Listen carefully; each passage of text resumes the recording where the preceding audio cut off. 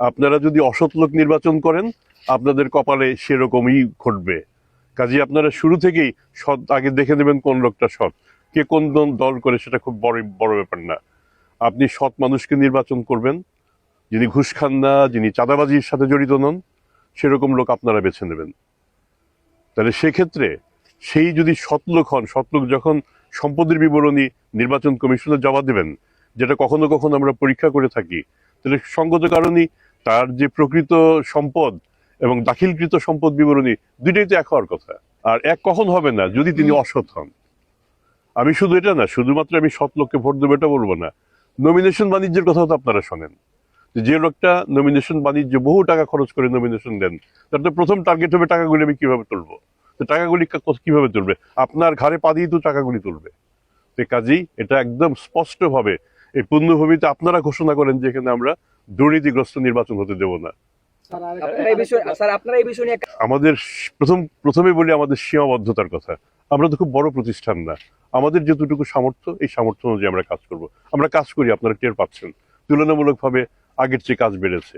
আমি শুধু একটা উদাহরণ দিই, 2008 সালের নির্বাচনে আমাদের সাবেক প্রধানমন্ত্রী যিনি দেশ ছেড়ে পালিয়ে গেছেন, তিনি যে সম্পদ বিবরণী দাখিল করেন তাতে শুধু একটা উদাহরণ দেই, তাতে কৃষি সম্পত্তির পরিমাণ তিনি সেখানে দেখিয়েছেন 5.21 একর।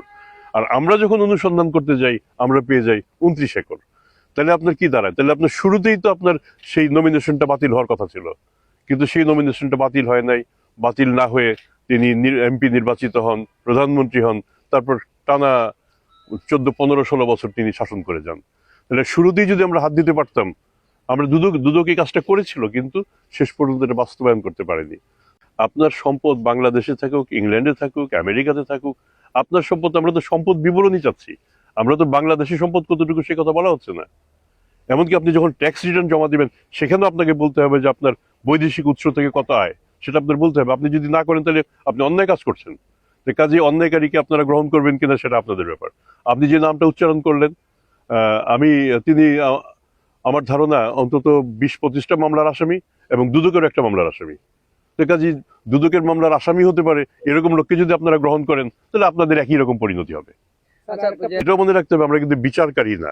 বিচার করে কে? আদালত। আমরা বিচারের জন্য মাল মশলা তৈরি করে আদালতে দাখিল করি। অনেক ক্ষেত্রে আপনার এরকম শোনেন, পত্রিকাতে নিউজ পাই, আমিও নিজেও মাঝে মাঝে এটা মন খারাপ করি যে দুদকের মামলায় খালাস। তো প্রথমত দুদকের মামলায় খালাস কি দুদক দেয় না কোর্ট দেয়? কাজে আপনারা ওই নিউজগুলি ঠিকভাবে করবেন, যাতে একদম মানে আমরা খুব জোর দিয়ে বলি, আমরা যোগদান করি গত বছর ডিসেম্বরের 10-11 তারিখ থেকে শুরু করে, 11 তারিখে। এখান থেকে এই পর্যন্ত টিল ডেট মানে আমি অন্তত কোনো প্রেশার অনুভব করি না। আমার ধরেন আমার কমিশনার সহকর্মী তিনিও বলবেন তার উপরে কোনো প্রেশার নাই। আমাদের সীমাবদ্ধতা আছে, সীমাবদ্ধতাটা এটা স্বীকার করতে হবে। যে যদি আমরা সবাই পুণ্যবান হতাম এবং আমরা যদি ধর্মের বিধিবিধান ঠিকভাবে মেনে চলতাম, তাহলে আমরা নিজেরা দুর্নীতি করতামও না এবং দুর্নীতি দমন কমিশনের এখানে বিভাগীয় কার্যালয় স্থাপন করার কোনো দরকার হতো না। কিন্তু যেহেতু আমাদের কিছু বিচ্যুতি ঘটে এবং ঘটার নজির আছে বেশ আগে থেকেই, সিলেট অত্যন্ত সমৃদ্ধ একটি এলাকা, বাংলাদেশে এরকম ধনী জেলা খুব কম আছে। ধন যেখানে বেশি সেখানে বোধহয় দুর্নীতিরও কিছুটা প্রকোপ থাকে। তো কাজে সেগুলি আমাদের দেখতে হয় এবং আমরা দেখব। আমরা আশা করব, যদিও আমি এই ভবনটা উদ্বোধন না হলে খুশি হতাম, তারপরেও যখন হয়েছে এটার পুরোপুরি সাফল্য আমি কামনা করি। এবং আমার নিজের কলিগদের চেয়ে মিডিয়ার কর্মী যারা, তাদেরকে মনে করি তারা আমার বেশি আপন কলিগ। কারণ আমার কলিগরা অনেক সময় অনেক দুর্নীতি চাপাও দেয়, কিন্তু আপনারা সেই চাপাটা দেন না। চাপাটা না দিয়ে যে উপকারটা হয়, এই উপকারটা শেষ পর্যন্ত দেশের উপকার, দেশের মানুষের উপকার।